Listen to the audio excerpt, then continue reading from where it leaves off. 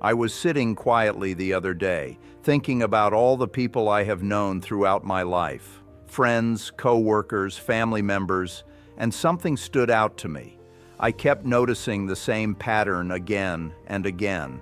Very intelligent people, genuinely smart people, repeating the same financial mistakes over and over. What surprised me most was that these mistakes were not complicated. They had nothing to do with complex investments or clever financial tricks. They were simple, basic decisions. And yet, over a lifetime, those small decisions ended up costing people millions of dollars, literally millions. I am 94 years old now. I have watched this happen for decades. I have seen people I cared about make these mistakes. And if I am being honest, I have made some of them myself. That is why I felt it might be worth talking about. If even one person can avoid these traps, then the effort is worthwhile.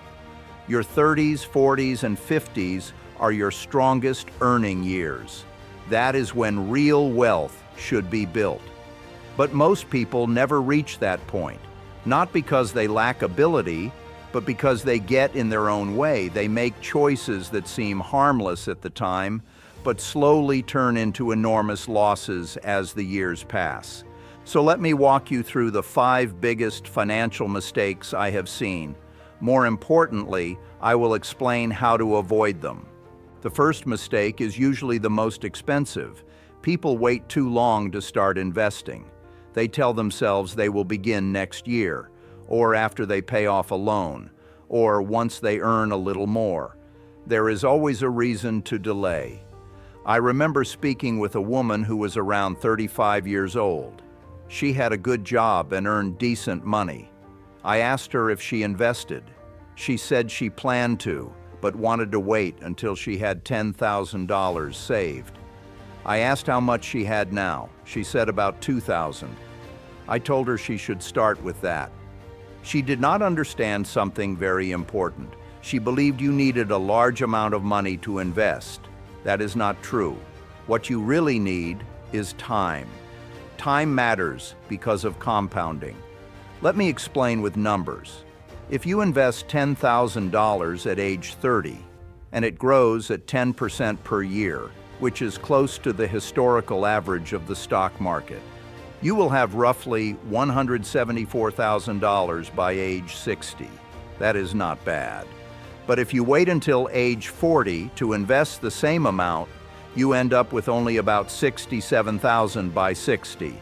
By waiting 10 years, you lose over $100,000. If you wait until 50, you are left with about $26,000. That is nearly $150,000 lost simply by delaying. And remember, most people are not investing once. They invest regularly for decades. Those losses multiply quickly.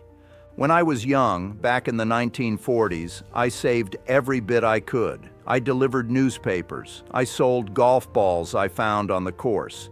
As soon as I had $100, I invested it. I did not wait for some perfect number. I just started. That money began working for me immediately. It grew while I slept. It grew while I worked. It compounded over time. Many people in their 30s believe they have plenty of time. And they are right. That is exactly why they should start now. A dollar invested at 30 is far more powerful than a dollar invested at 50.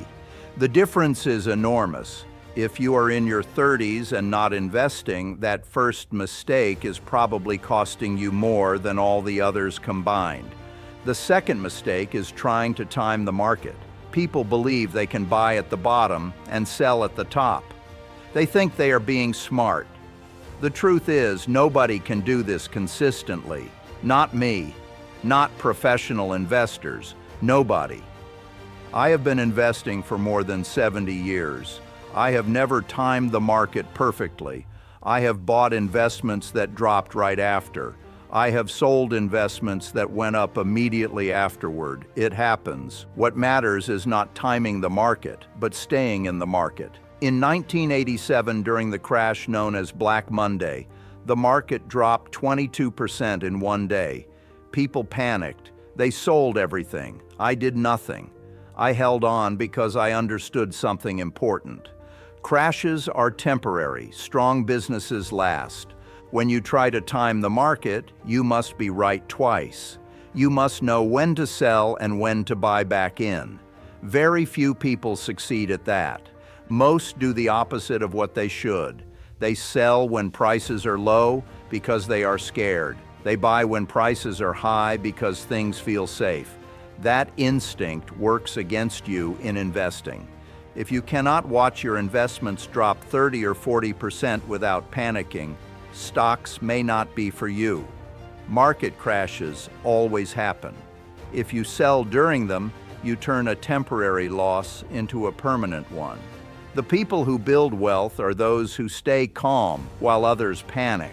They accept volatility as the price of long-term growth. If you are in your 40s and constantly jumping in and out of the market, that second mistake is costing you enormous gains through missed growth, fees, and taxes. The third mistake is lifestyle inflation.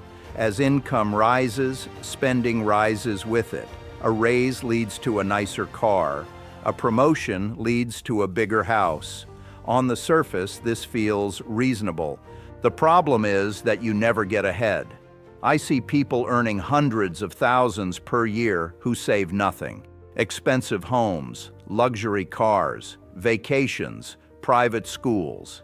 Then they worry about retirement. It does not matter how much you earn if you spend it all. Someone earning $1 million per year and spending $1 million is no better off than someone earning $50,000 and spending $50,000. I still live in the same house I bought in 1958. People ask why I do not upgrade. The answer is simple. I do not need to. Every dollar I do not spend is a dollar that compounds.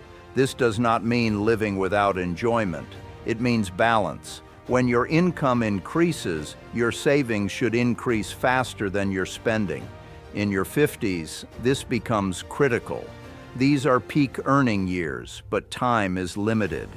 Wasting them on lifestyle inflation can cost you your freedom. The fourth mistake is poor diversification. Many people believe they are diversified when they are not. Owning many stocks in one industry or one company is not diversification. I once knew someone who kept most of his wealth in his company's stock. When the company failed, he lost almost everything, not because he lacked intelligence, but because he took a single concentrated risk. Diversification is not about maximizing gains. It is about survival. It protects you from catastrophic loss.